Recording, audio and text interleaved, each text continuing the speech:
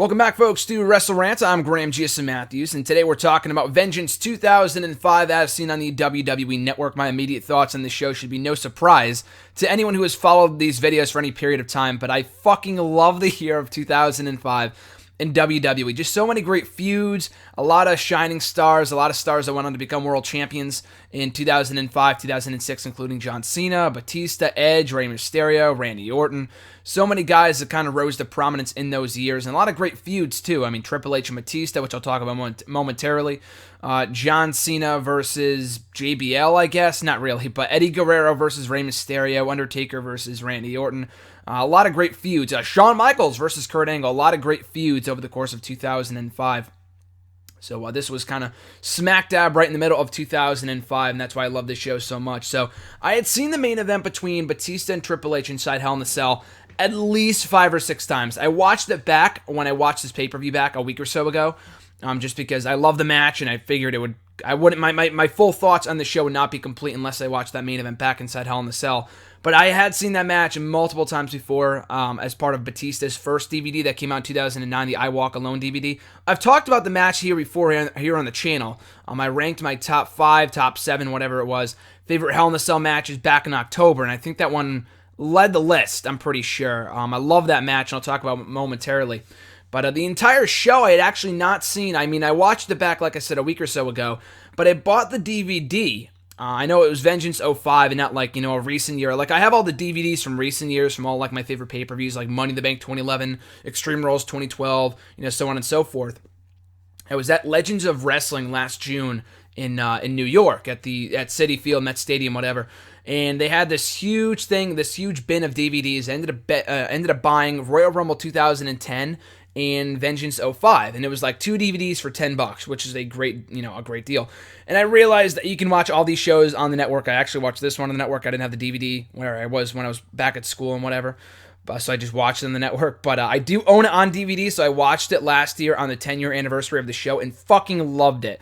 Let's break it down right now. Enough of my babbling. Kicking off the show for the Intercontinental Championship, Carlito defending against Shelton Benjamin in a really good opener. It was only 6 days earlier on Raw that Carlito got drafted to Raw and beat Benjamin for the Intercontinental Championship, ending his reign at about 7 months, I believe it was. Benjamin was champion for a long time. I think he won the belt at Taboo Tuesday or Cyber Sunday, whatever the hell it was, in October or November or something like that. So Benjamin's reign went a long time. It was a pretty big deal when Carlito ended it on Raw.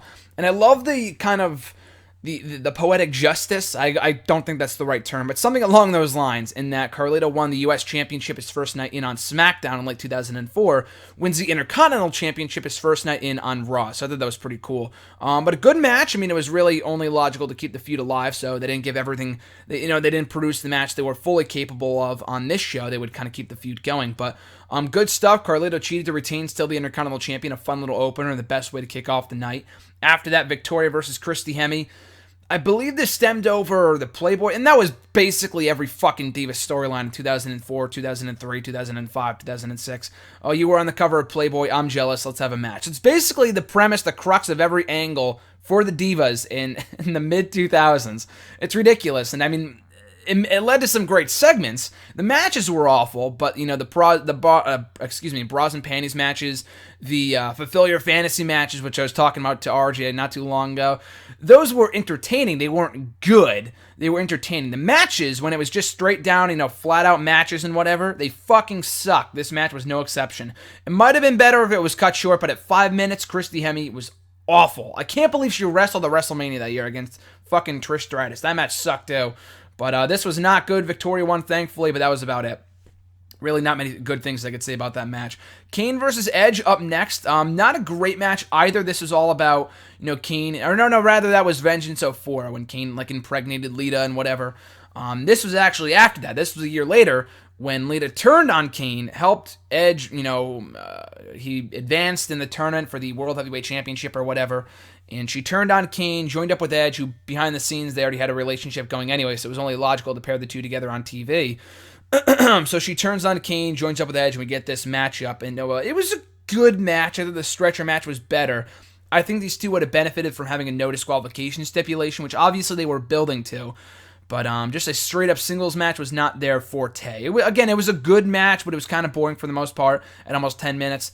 It got interesting down the stretch. Kane won, which I thought was dumb. I mean, Edge would get his win back in the stretcher match, but I thought it was kind of stupid to have him, cut his momentum short after winning Money in the Bank, beating Benoit in that amazing last man standing match at Backlash that year. To have him lose to Kane, I guess you have to give Kane some measure of revenge, but the match wasn't that good. The result wasn't good either.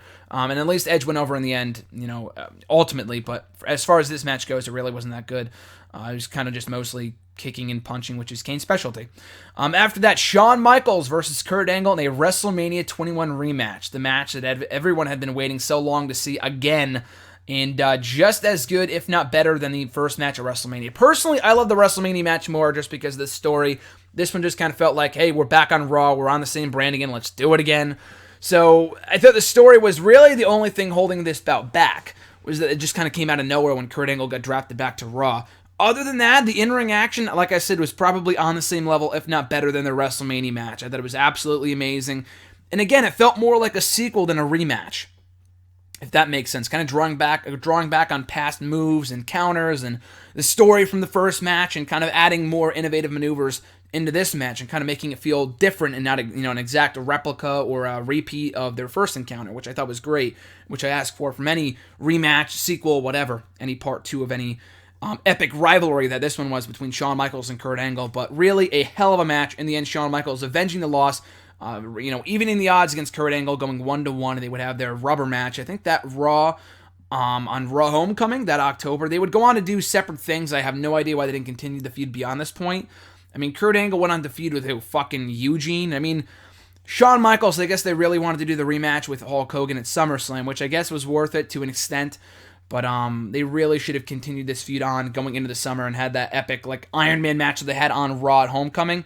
Have that at SummerSlam. They could have waited for the whole Hulk Hogan thing for later on. But that's just my 2 cents. But still, phenomenal match. If you love the WrestleMania match, you're going to love this match as well. After that, a triple threat match for the WWE Championship. John Cena taking on Chris Jericho and Christian.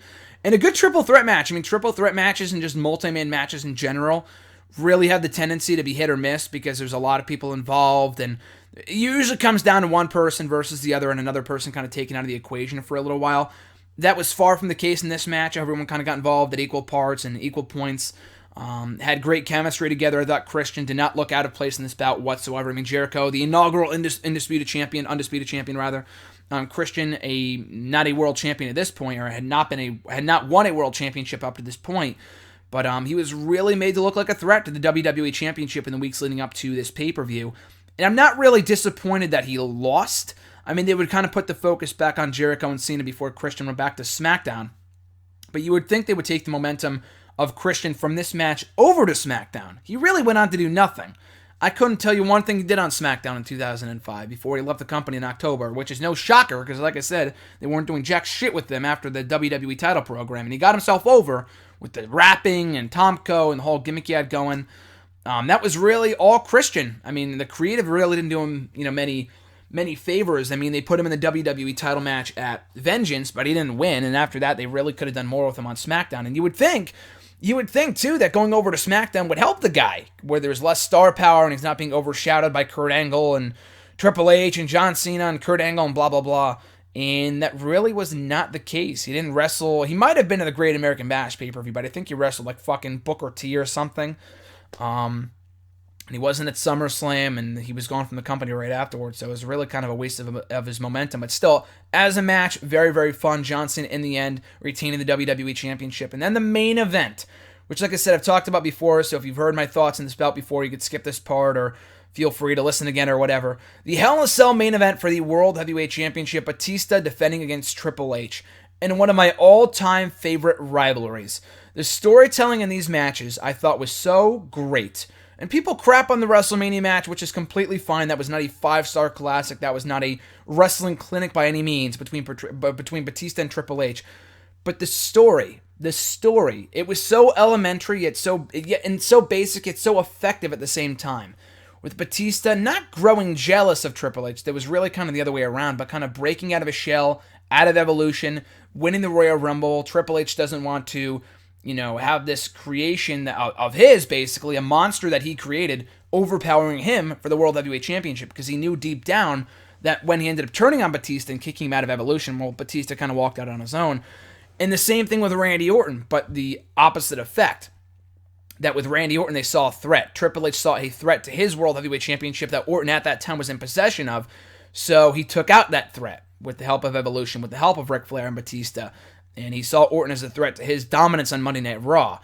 This was very something similar with Batista, that he saw Batista emerging as a threat to his dominance, his reign of terror on Monday Night Raw. So he was going to take him out, but Batista struck first. He pulled the trigger first and turned on Evolution, won the World Heavyweight Championship at WrestleMania, but the story did not end there.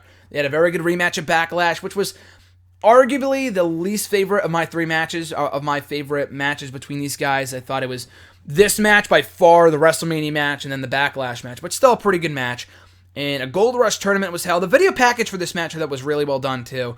They show the Gold Rush tournament. Triple H walks out of Raw. He comes back, and Ric Flair kind of is showing signs of humility and showing signs of rekindling his friendship and alliance with Batista before he ultimately turns on him as well. Realigns with Triple H, and they go back after the World Heavyweight Championship, and the rematch is set inside Hell in a Cell, which up to this point Triple H was undefeated in.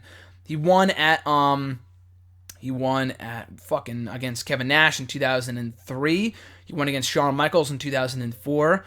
I mean, he lost in 2000, the Armageddon Hell in a Cell, but that was, 6 men. I'm talking about one-on-one matches. And then he beat Jericho in 2002. So 02, 03, 04, for 3 consecutive years, he was undefeated inside Hell in a Cell. And Batista was really, he had never, up to this point, had never stepped inside Hell in a Cell. So he was really facing a huge disadvantage. But again, the storytelling, the in-ring action, blood use at its finest. And I'm not really someone who likes to say, oh, it needs more blood. And I mean, this was before PG, so they can get away with it. But I'm not really someone who is, bloodthirsty and wants to see blood in every single hardcore matchup. But I thought in this matchup, it really was used effectively. With the barbed wire steel chair, which was fucking insane. Batista talked about in this book, which I read so many years ago.